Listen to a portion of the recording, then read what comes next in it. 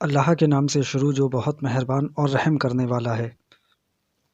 جناب علامہ ابواللیث رحمۃ اللہ علیہ کہتے ہیں کہ ساتویں آسمان پر اللہ کے ایسے فرشتے ہیں کہ انہیں اللہ تعالیٰ نے جب سے پیدا کیا ہے برابر سجدہ میں ہیں اور اللہ تعالیٰ کے عذاب سے انتہائی خوف زدہ ہیں۔ قیامت کے دن جب وہ سجدہ سے سر اٹھائیں گے تو کہیں گے اے اللہ تو پاک ہے، ہم تیری کما حقہ عبادت نہیں کر سکے۔ اللہ تعالیٰ کا فرمان ہے وہ فرشتے اپنے رب سے ڈرتے ہیں اور جس چیز کا انہیں حکم دیا گیا ہے وہی کرتے ہیں اور ایک پل بھی میری نافرمانی میں نہیں گزارتے۔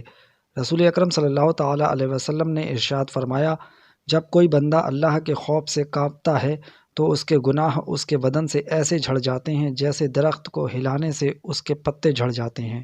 ایک نوجوان ایک عورت کی محبت میں گرفتار ہو گیا۔ وہ عورت کسی قافلہ کے ساتھ باہر کے سفر پر روانہ ہو گئی۔ جوان کو جب معلوم ہوا تو وہ بھی قافلے کے ساتھ چل پڑا۔ جب قافلہ جنگل میں پہنچا تو رات ہو گئی۔ رات کو انہوں نے وہیں پڑاؤ کیا۔ جب سب لوگ سو گئے تو وہ نوجوان چپکے سے اس عورت کے پاس پہنچا اور کہنے لگا، میں تجھ سے بے انتہا محبت کرتا ہوں اور اسی لیے میں قافلے کے ساتھ آ رہا ہوں۔ عورت بولی، جا کر دیکھو کوئی جاگ تو نہیں رہا ہے۔ جوان نے مارے خوشی کے سارے قافلے کا چکر لگایا اور واپس آ کر کہنے لگا کہ سب لوگ بے خبر پڑے سو رہے ہیں۔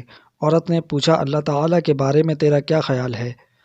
کیا وہ بھی سو رہا ہے؟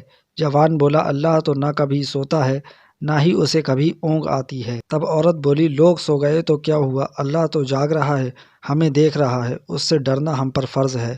جوان نے جیسے ہی یہ بات سنی خدا کے ڈر سے کانپنے لگا اور برے ارادے سے توبہ کر کے گھر واپس چلا گیا۔ کہتے ہیں کہ جب وہ جوان مرا تو کسی نے اسے خواب میں دیکھ کر پوچھا، سناؤ کیا گزری؟ جوان نے جواب دیا، میں نے اللہ تعالیٰ کے خوف سے ایک گناہ کو چھوڑا تھا، اللہ تعالیٰ نے اسی وجہ سے میرے تمام گناہوں کو بخش دیا۔ مجموع اللطائف میں ہے کہ بنی اسرائیل میں ایک کثیر العیال زیادہ اولاد والا عابد تھا۔ اسے تنگ دستی نے گھیر لیا۔ جب بہت پریشان ہوا تو اپنی عورت سے کہا، جاؤ کسی سے کچھ مانگ کر لاؤ۔ عورت نے ایک تاجر کے یہاں جا کر کھانے کا سوال کیا۔ تاجر نے کہا، اگر تم میری آرزو پوری کر دو تو جو چاہو لے سکتی ہو۔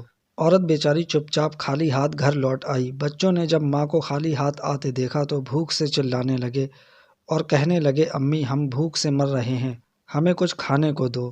عورت دوبارہ اسی تاجر کے یہاں لوٹ گئی اور کھانے کا سوال کیا۔ تاجر نے پھر وہی بات کی جو پہلے کہہ چکا تھا۔ عورت رضامند ہو گئی، مگر جب یہ دونوں تنہائی میں پہنچے تو عورت خوف سے کانپنے لگی۔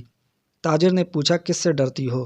اس نے کہا، میں اس رب لم یزل کے خوف سے کانپتی ہوں جس نے ہمیں پیدا کیا۔ تب تاجر بولا، جب تم اتنی تنگ دستی اور مفلسی میں بھی خدا کا خوف رکھتی ہو تو مجھے بھی اللہ تعالیٰ کے عذاب سے ڈرنا چاہیے۔ یہ کہا اور عورت کو بہت سا مال و منال دے کر عزت کے ساتھ روانہ کیا۔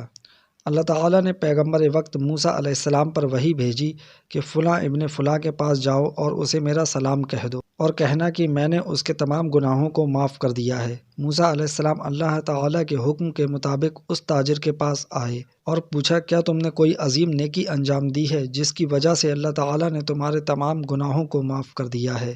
اور جواب میں تاجر نے اوپر بیان کیا ہوا سارا واقعہ کہہ سنایا۔